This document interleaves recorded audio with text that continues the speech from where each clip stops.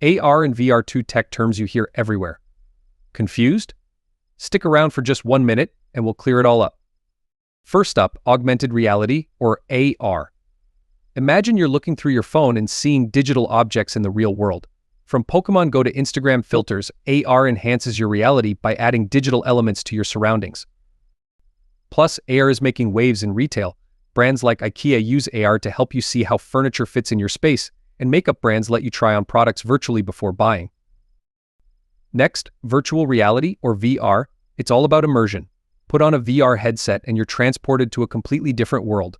Whether it's exploring the depths of the ocean or fighting zombies in a game, VR creates a fully digital environment that feels real. And don't forget VR's role in mental health. Therapists use VR to treat phobias and PTSD, providing safe and controlled environments for exposure therapy. So there you have it. AR enhances your world while VR takes you to new worlds. Mind-blowing, right? Hit like and follow Cybranex for more tech insights.